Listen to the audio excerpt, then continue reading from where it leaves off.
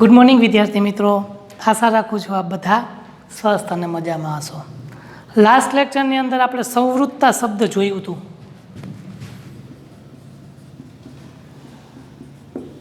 કે સંવૃત્તા કોને કહેવાય? તો કે ભાઈ મેં તમને કીધું હતું કે તમે એક જ જૂથમાંથી, એક જ સંખ્યાગણમાંથી તમે કોઈ સંખ્યાને બે સંખ્યા ઉપાડો છો અને એ સંખ્યા ઉપર તમે કોઈ ગાણિતિક પ્રક્રિયા કરો છો. ગાણિતિક પ્રક્રિયા એટલે સરવાળો, બાદબાકી, ગુણાકાર ને ભાગાકાર. આ ગાણિતિક પ્રક્રિયા કર્યા પછી જે જવાબ મળે છે એ જવાબ જો એ જ ગણનો હોય તો એ ગાણિતિક પ્રક્રિયા માટે તે ગણ સંવૃત છે. હવે જુઓ, ચોપડીમાં કીધું ને એ પ્રમાણે આપણે નથી હાલવાનું. હું જે રીતના લખાવું છું એ રીતના તમારી પાકી બુક બનવી જોઈએ. બુકમાં છે એ રીતના પાકી બુક બનવી જોઈએ નહીં. હવે સંવૃત્તા, તો સંવૃત્તા આપણે ચેક કરશું કેમની અંદર? તો કે પૂર્ણ સંખ્યામાં અને પૂર્ણાંક સંખ્યા માટે. પછી સંવૃત્તા પછી આવશે ક્રમનો નિયમ.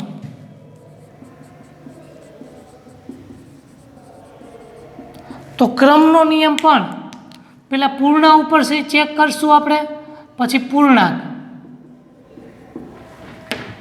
પછી આવશે જૂથનો નિયમ. આ રીતના આપણે ચેપ્ટર આપણું આગળ વધારશું. જૂથનો નિયમ પર પૂર્ણ અને પૂર્ણાંક, ક્રમ, જૂથ અને વિઘટનનો નિયમ એ પણ પૂર્ણ અને પૂર્ણાંક. આ રિવિઝન છે. આ જે છે એ પુનરાવર્તન છે. શું છે? અને જે આ ચેપ્ટરનું ભણવાનું છે એ આપણે પછી જોશું. પછી એટલે તો કે સંવૃત્તા, ક્રમનો નિયમ, જૂથનો નિયમ અને વિઘટન અથવા તો વિભાજન સમય સંખ્યા માટે. આ આપણો મેઇન મુદ્દો છે. એટલે સંવૃત્તા, ક્રમનો, જૂથનો નિયમ અને વિભાજન અથવા તો વિઘટનનો નિયમ છે એ આપણે સમય સંખ્યા માટે પછીથી જોશું. એટલે પહેલાં આપણે પુનરાવર્તન કરી લઈએ. પુનરાવર્તન કર્યા પછી આપણે જોશું કે ભાઈ આ બધા જ નિયમ છે, જે સંવૃત્તાનો નિયમ, ક્રમનો, જૂથનો અને વિઘટનનો, એ સમય સંખ્યા માટે કઈ રીતના લાગુ પાડી શકાય છે અને સમય સંખ્યા માટે કઈ ગાણિતિક પ્રક્રિયા માટે તે લોકો સંવૃત છે. બરાબર છે?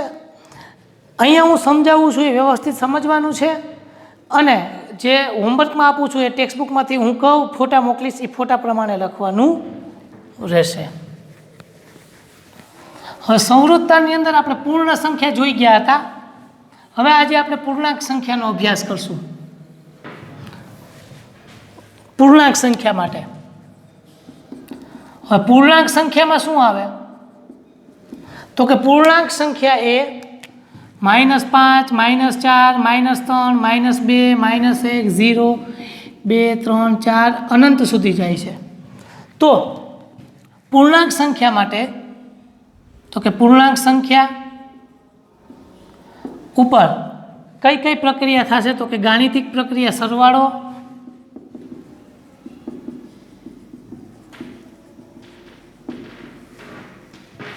પછી સંવૃત છે કે નહીં. ધારો કે પહેલા આપણે અહીંયા પૂર્ણાંક સંખ્યા ઉપર સરવાળાની પ્રક્રિયા કરીએ. કેની કરશું આપણે? સરવાળાની પ્રક્રિયા.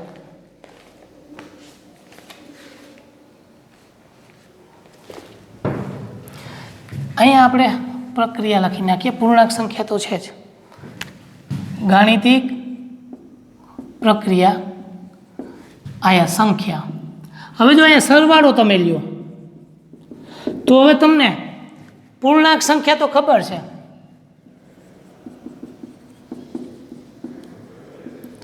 ધારો કે તમે કોઈ પણ બે પૂર્ણાંક સંખ્યા લઈ લો. હું ધારો કે ઉદાહરણ તરીકે -5 + 4 લઉં છું. આ અને આ બે સંખ્યા લીધી, એ બેનો સરવાળો કરીશ તો મારી પાસે -1 આવશે, જો એ સંખ્યાનો જ એકમ છે. કોઈ બીજી સંખ્યા લઈશ 0 + -3 તો જવાબ -3 જ આવશે. 8 + -1 7 આ જ સંખ્યાનો આવશે. મતલબ કે તમે પૂર્ણાંક સંખ્યાઓમાંથી કોઈ પણ બે ઘટક ઉપાડો અને એ બંને ઘટકનો સરવાળો કરો તો જે જવાબ મળે છે એ જવાબ એ જ પૂર્ણાંક સંખ્યાઓના ગણમાંથી મળશે ને મળશે. માટે સરવાળાની પ્રક્રિયા માટે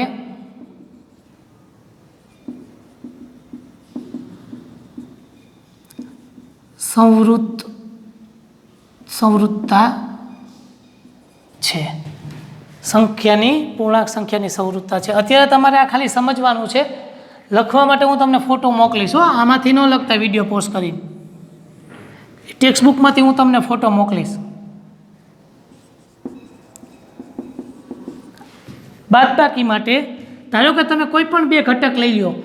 8 - 3, 8માંથી 3 જાય તો 5, -2 -5 બે ઋણ પૂર્ણાંકોનો તમે સરવાળો કરો, બાદબાકી કરો તો ઓછે વત્તા 5માંથી 3 જાય તો 5માંથી 2 જાય તો 3. 8 - -2 તો 8 ઓછે વત્તા 2 10, -2 -5 -7. કોઈ પણ પ્રકારના તમે બે સંખ્યા લઈ લો. મેં અહીંયા પહેલાં બે ધન પૂર્ણાંકની બાદબાકી કરી તોય તમને એ સંખ્યાગણ મળ્યો. બે ઋણ પૂર્ણાંકની બાદબાકી કરી તોય મને એ જ સંખ્યાગણ મળ્યો, મતલબ એમાંથી જ મળી સંખ્યા. એક ધન અને એક ઋણની બાદબાકી કરી તોય મને એ જ સંખ્યાગણનો ઘટક મળ્યો, અને એક ઋણ અને એક ધન પૂર્ણાંકની બાદબાકી કરી તો પણ મને એમાંથી જ મળો. મતલબ કે બધી જ કન્ડિશન માટે જ્યારે હું બાદબાકી કરું છું ત્યારે મને જે જવાબ મળે છે એ આ જ સંખ્યાગણનો છે. એટલે કે બાદબાકીની પ્રક્રિયા માટે પણ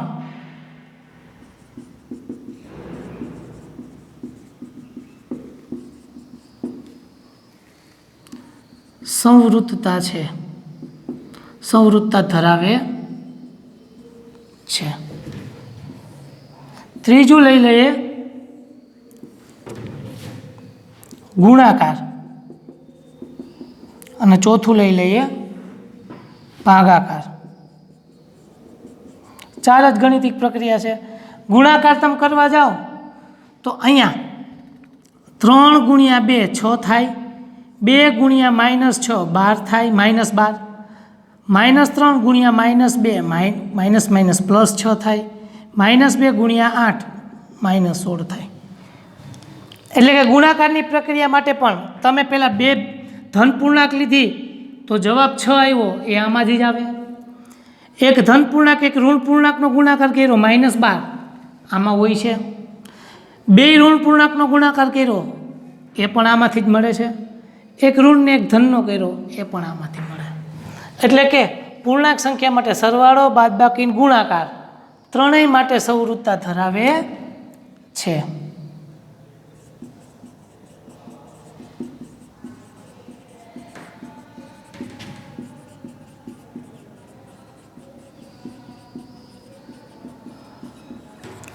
હવે આવશે ભાગાકાર.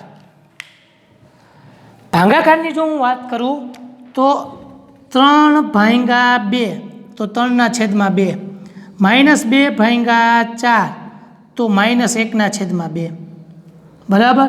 5/4 તો 5/4. હવે અપૂર્ણાંક તો આની અંદર ક્યાંય આવતી જ નથી, કારણ કે આ તો પૂર્ણાંક સંખ્યાઓ છે, આ અપૂર્ણાંક છે. એટલે અપૂર્ણાંક 3/2 તમને આમાં ક્યાંય જોવા નહીં મળે, કારણ કે પૂર્ણાંક સંખ્યાની ગણની અંદર પૂરા નંબરનો જ સમાવેશ થાય છે. માટે ભાગાકાર માટે ભાગાકારની પ્રક્રિયા માટે સંવૃતતા ધરાવતી નથી. એટલે કે હવે પૂર્ણાંક સંખ્યા માટે સંવૃતતા જોઈ આપણે, હવે સમય સંખ્યા માટે આપણે આગળ પછી જોશું. એટલે અત્યારે આપણે પહેલાં પૂર્ણ અને પ્રાકૃતિકને સમજી લઈએ. સરવાળા માટે સંવૃત્તતા ધરાવે છે, બાદબાકી માટે પણ ધરાવે છે, ગુણાકાર માટે પણ ધરાવે છે, ભાગાકાર માટે ધરાવતી નથી. આ કોષ્ટકની જગ્યાએ તમારે ટેક્સ્ટબુકની અંદર પેજ નંબર 2 ઉપર જે બીજું કોષ્ટક છે હું ફોટો પાડીને મોકલી દઈશ, એ તમારે કરવાનું છે. હવે આપણે ક્રમનો નિયમ જોઈએ. ક્રમનો નિયમ કોને કહેવાય? હજી આ બધું રિવિઝન જ ચાલે છે. આ ઓલરેડી તમે ધોરણ 7માં અને 6માં ભણી ગયા છો.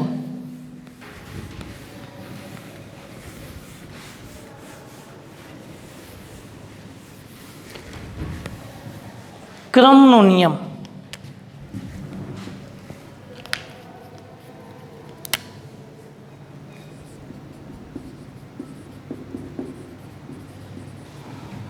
ક્રમનો નિયમ એટલે શું?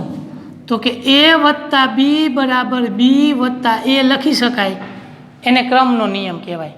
એટલે કે કોઈ પણ પદને તમે નિશાની સાથે આગળ પાછળ કરો તો જવાબમાં કાંઈ ફેર પડે નહીં. A + B + C = C + A + B.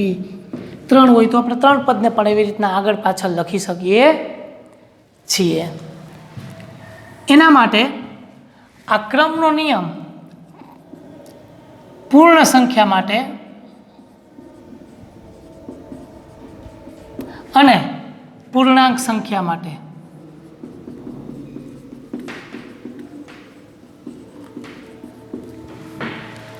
ચલો બે માટે હું કોષ્ટક ડ્રો કરીશ. અહીંયા ગાણિતિક પ્રક્રિયા અથવા તો ગાણિતિક પ્રક્રિયા તો પૂરી થઈ ગઈ, હવે ખાલી પ્રક્રિયા જ આવશે.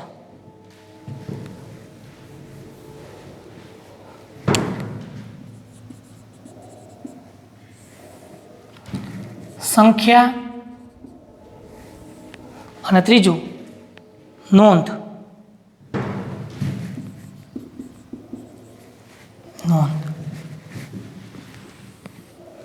હવે જો સરવાળાની પ્રક્રિયા માટે ક્રમનો નિયમ પાલન થાય છે કે નહીં? સરવાળો પૂર્ણ સંખ્યાની અંદર શું આવે?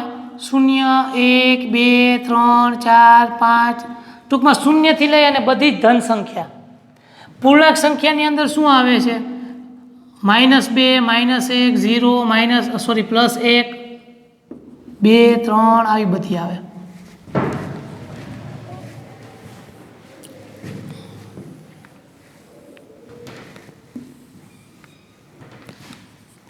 પ્રક્રિયા, સંખ્યા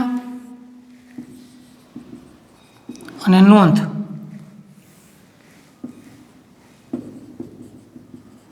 હવે તમે જુઓ, સરવાળા માટે હું કોઈ પણ બે સંખ્યા લઈ લઉં છું કે ભાઈ 2 અને 3, તો 2 + 3 બરાબર 3 + 2 થાય. તો કે હા સાહેબ, 2 ને 3 5, 3 ને 2 5. 0 + 8 બરાબર 8 + 0 લખાય. તો કે હા સાહેબ લખાય.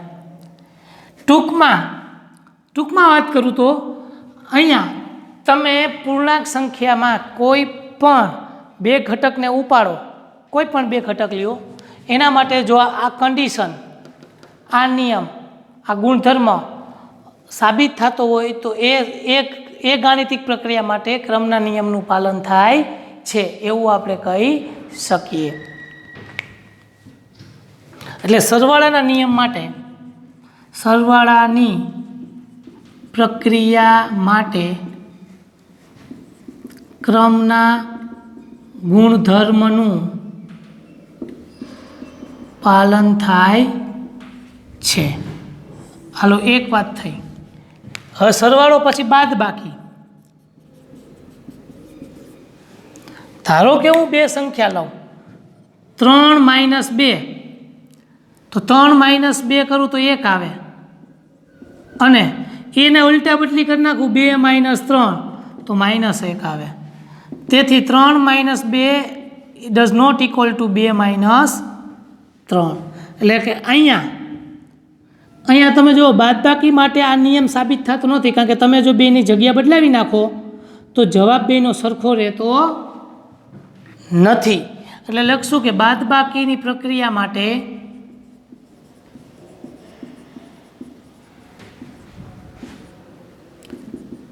ક્રમના ગુણધર્મ પાલન થતું નથી. અહીંયા પાલન થતું નથી. ત્રીજી વાત કરીએ ગુણાકાર. તો ગુણાકારમાં જોઈએ તો 3 ગુણ્યા 2 બરાબર 6 અને હવે બેની જગ્યા બદલાવી નાખો. 2 ગુણ્યા 3 બરાબર 6. એક ઉદાહરણથી હાલે નહીં, જો સાચું પડે તો બીજું લેવું પડે કે 1 ગુણ્યા 0 બરાબર 0, 0 ગુણ્યા 1 બરાબર પણ 0.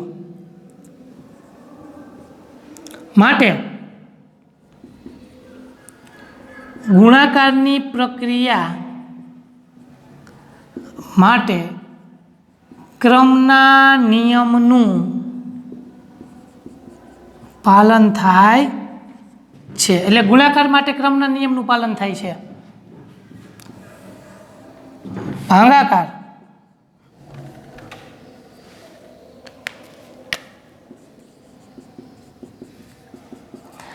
પાંચ ભાગ્યા 3 તો 5/3 અને 3/5 કરો તો 3/5. તેથી 5/3 એ સરખું નથી 3/5 જેટલું. એક ઉદાહરણથી સમજાઈ જાય. એક જ ઉદાહરણથી તમે સમજી જાઓ કે જો 5/3 કરો તો 5/3 આવે. તમે બેના સ્થાન બદલાવી નાખો તો 3/5 કરો તો 3/5 આવે. બંને એક કિંમત નથી. સંખ્યા રેખા ઉપર બંને અલગ અલગ જગ્યાએ નિવાસ કરે છે. માટે અહીંયા ભાગાકાર માટે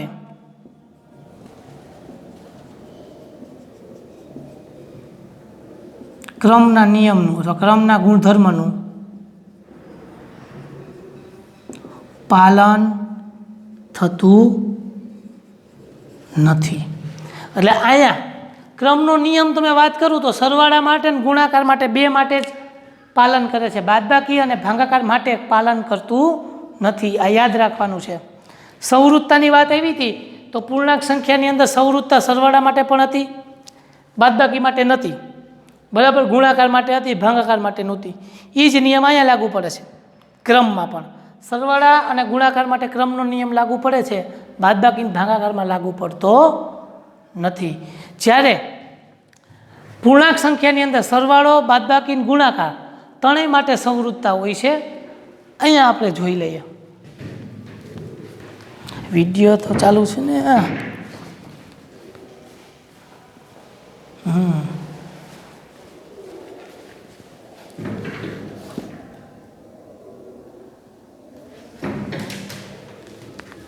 ચાલો, સરવાળો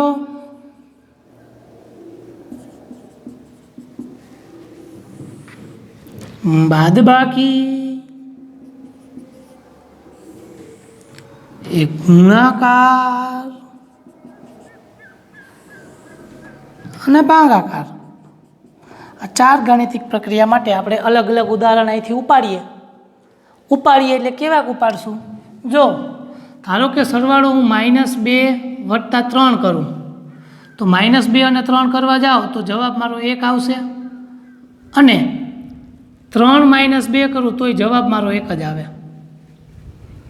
બરાબર. કોઈ બીજું ઉદાહરણ લઉં, -7 + -3 કરું તો -10 થાય, અને -3 + -7 કરું તો પણ -10 થાય. બરાબર. એટલે કે તમે કોઈ પણ સંખ્યાને આગળ પાછળ કરો, જવાબમાં કંઈ ફરક પડતો નથી. અને ફરક નથી પડતો એટલે કે સરવાળાની પ્રક્રિયા માટે ક્રમનો ગુણધર્મનું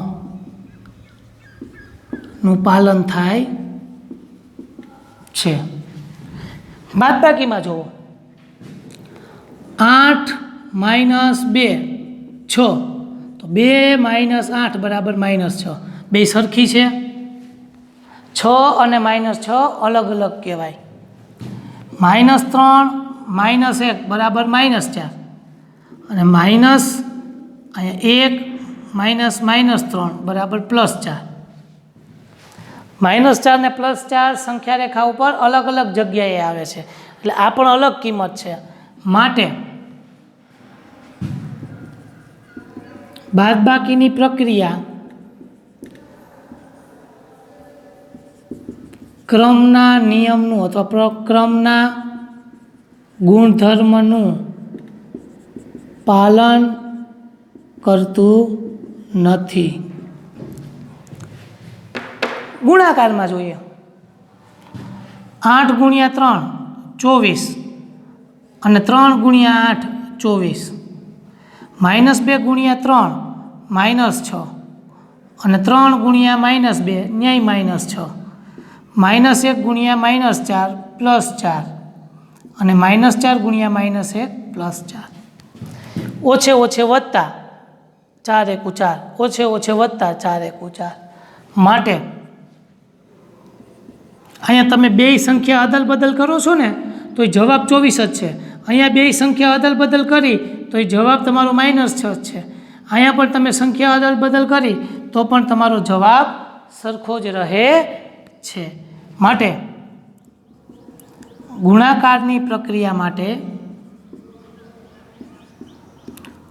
ક્રમના નિયમનું પાલન થાય છે.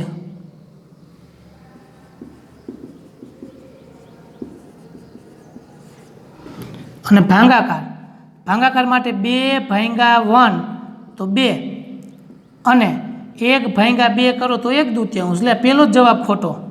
પહેલા જ જવાબમાં આપણે માત ખાધી તો આગળ ગણવાની જરૂર નથી. માટે ભાગાકારની પ્રક્રિયા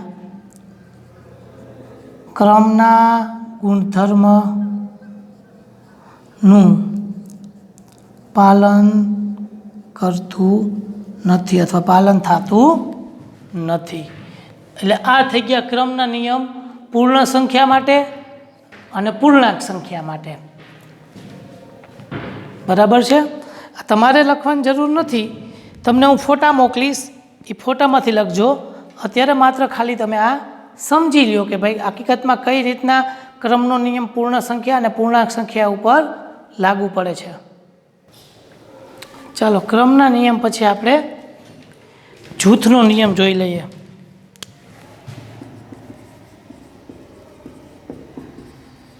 જૂથનો નિયમ અથવા જૂથનો ગુણધર્મ શું છે ખબર છે? તો કે તમારી પાસે કોઈ પણ 3 સંખ્યા છે a + b + c, એમાં તમે પહેલાં આ બેયનો સરવાળો કર્યો અને પછી છેલ્લી સંખ્યાનો સરવાળો કરો, તો એની જગ્યાએ કદાચ તમે a + b + c માં છેલ્લી બે સંખ્યાનો સરવાળો કરીને પહેલી સંખ્યા ઉમેરો તો જવાબમાં કોઈ ફેર પડે નહીં. જો તમે 3 સંખ્યાઓ હોય એમાં પહેલા બેનો સરવાળો કરીને ત્રીજી સંખ્યા ઉમેરો અથવા છેલ્લા બેનો સરવાળો કરીને પહેલી સંખ્યા ઉમેરો તો જવાબ સરખો જ મળવો જોઈએ. આ ગુણધર્મને કહેવાય જૂથનો ગુણધર્મ. જૂથનો ગુણધર્મ પાછો બે જગ્યાએ લાગુ પડશે. પૂર્ણ સંખ્યા માટે 0, 1, 2, 3, 4, 5 અને પૂર્ણાંક સંખ્યા માટે -2, -1, 0, 1, 2, 3. સેમ પાછા બે કોષ્ટક.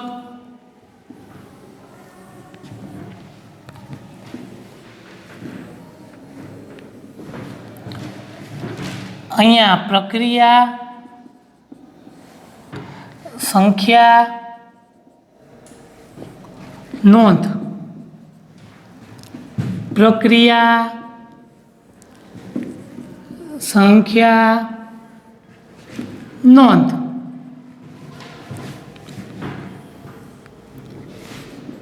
સરવાળો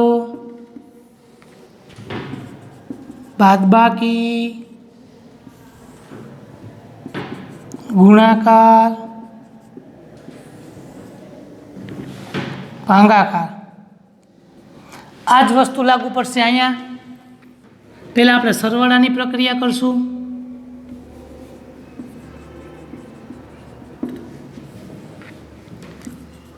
બાદબાકી, ગુણાકાર અને ભાગાકાર.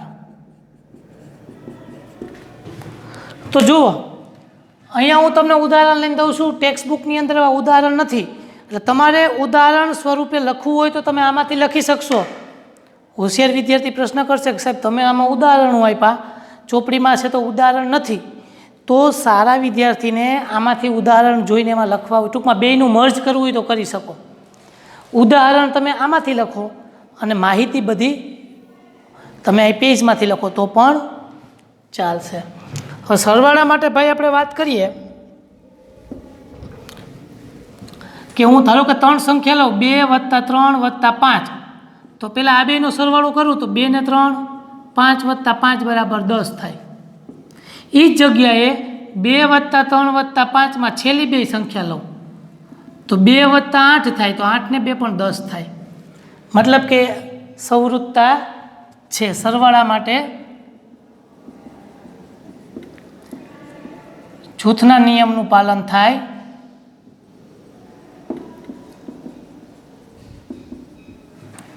બાદબાકી કરીએ 3 - 5 - 8. તો તમે પહેલાં આ બેની બાદબાકી કરો તો 3 માંથી 5 જાય તો -2 વધે, -2 ને -8 -10 થાય. 3 - 5 - 8 તમે પહેલાં આ બંનેની બાદબાકી કરો તો 5 માંથી 3 ના 3 એમણામ, 5 માંથી 8 જાય તો -3, આ તો 0 વધે. મતલબ બેયનો સરખો જવાબ આવતો નથી. એટલે કે અહીંયા a + b + c = a + b + c સાબિત થાય છે. જ્યારે અહીંયા a + b a - b - c does not equal to a - b - c.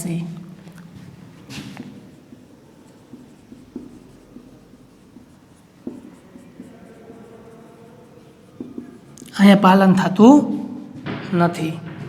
ત્રીજામાં આપણે આમાંથી કોઈ પણ એક સંખ્યા લઈએ કે 1 × 3 × 4. તો પહેલાં આ બેનો ગુણાકાર કરીએ તો 3 × 3 × 4 12 થાય. હવે આ જ 1 × 3 × 4 માં છેલ્લા બે લઈ લઈએ, 4 તેરી 12, 1 × 12 એટલે 12 જ થાય.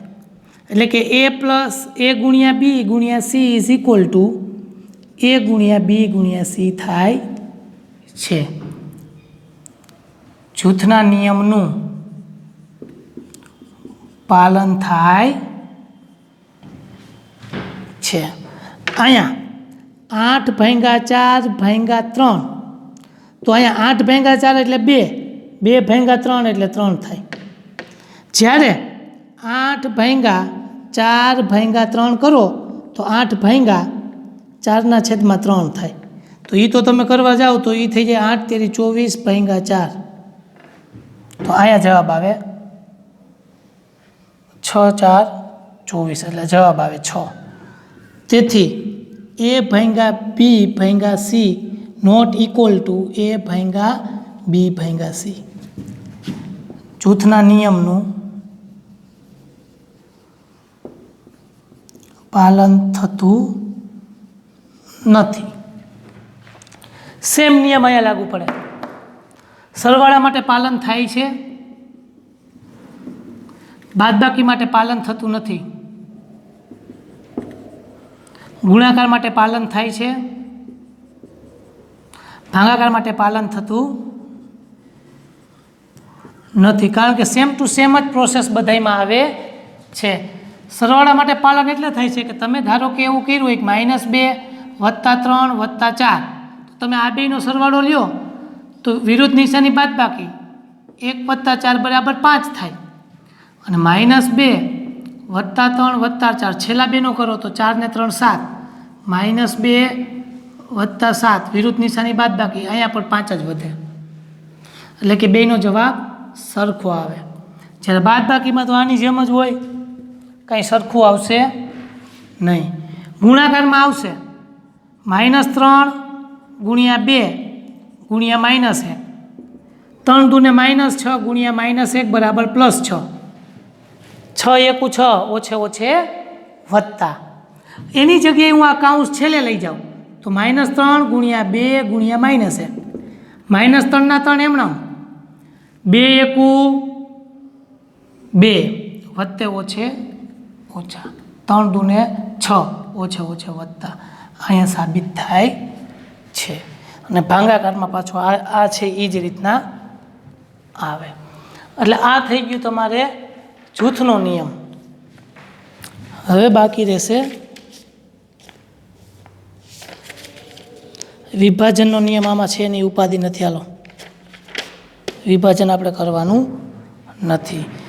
આ હતું આપણું પુનરાવર્તન. બરાબર, અહીંયા સુધીનું હોમવર્ક હું તમને ફોટા પાડીને મોકલીશ. હવે આના સિવાય હવે જે આપણે કાલથી ભણશું ને એ બધું આપણા માટે નવું થશે. અમુક વસ્તુ તમારે આમાંથી ઉદાહરણ લખવા હોય તો લખી શકો છો, બાકી હું જે ફોટા મોકલું એમાંથી તમારે પાકી બુકની અંદર ઉતારવાનું છે.